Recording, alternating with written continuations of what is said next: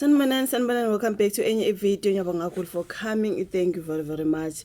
Ngiyacela ke mangabe umsha and awaka-subscribe, please do so. Subscribe, like video, share video, usiyafaka naleya notification bell yakho on so that you don't miss any of our videos engizowalahlela kule channel. Ngiyabonga kakhulu for tuning in, even if you're a returning subscriber.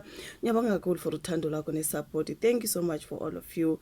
Mina guys, asikhulumeni ngodaba ke lwabe EFF abayibashona engozini yemoto bebuya ke lapha na June 16 rally ngase KZN. Sibonile ukuthi kuye kwaba nengozi ethile yabashona abawu-10 abaningi ke bathi ukuthwalelwa ke ezibhedlela ke ukuyozama ukuncenga ke imphefumulo yabo into ezikanjalo bafowethu. So ngiyabona ukuthi there was a funeral service yalabo abawu-10 bafowethu. Ayingeke bafowethu, like imizimba ewu-10 yonke.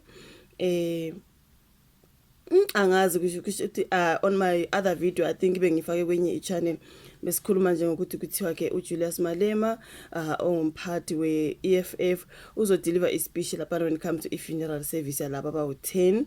And njengoba sibona ke ithombeni obviously bafowethu siyabona nje ukuthi abantu bebebaningi obviously the members of the EFF nemindeni nakho konke bebehambele ke loya msebenzi womncwabo.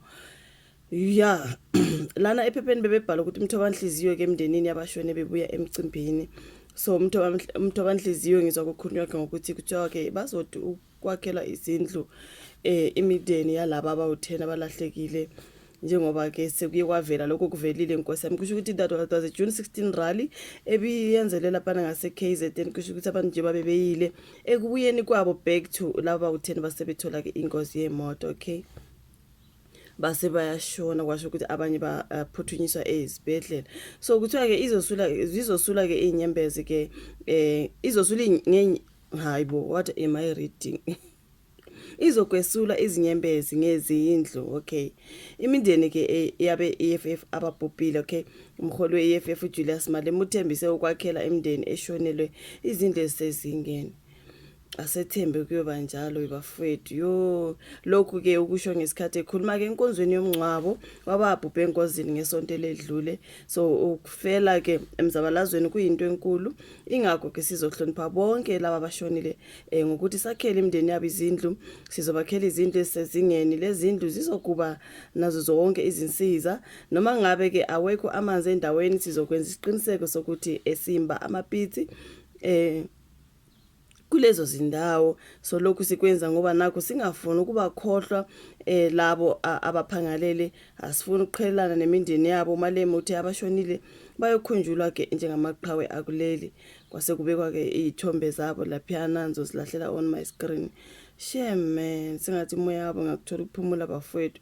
Kuthiwa ke bashonele emzabalazweni, ingakho ke imindeni yabo izothi ukududuzwa ngezindlu ezisezingeni ukuze ke bangakhohlakali Nkosi yami, ngoba ke bebesemzabalazweni. Kusho lapha na ke kusephepheni isolezwe. Even though like when you go at Daily Sun, I think there is a story there where they're talking about Julius Malema delivering a speech when it comes to the 10 members of the EFF who lost their lives. So they are saying EFF leader Julius Malema has pledged to build houses for the families of deceased EFF members. He made this promise during the mass funeral of 7 out of 10 supporters at Cecil Emmett Hall in Vryheid, KwaZulu-Natal on Sunday, the 22nd of June.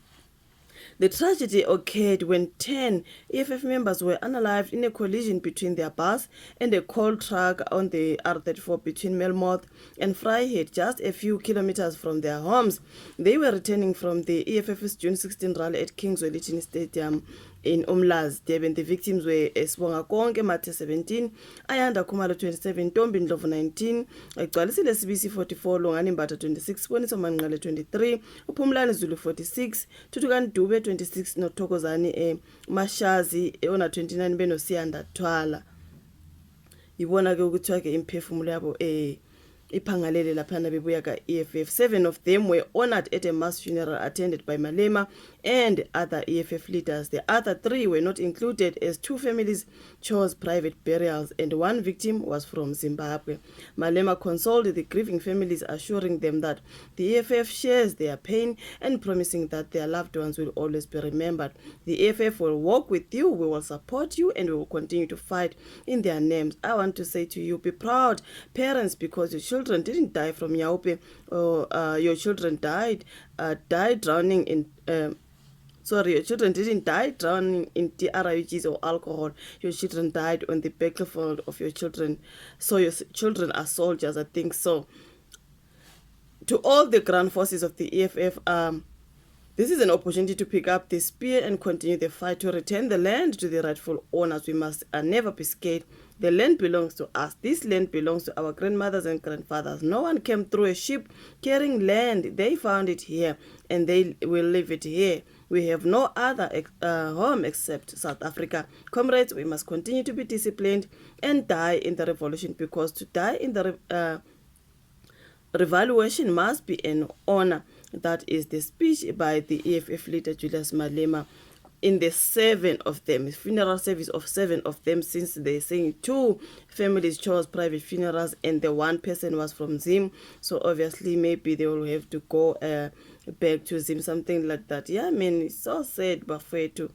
That was Julius Malema's speech, promising the families that he's going to build homes for these families as a remembrance, because these people mustn't ever be forgotten since they died in a struggle. So,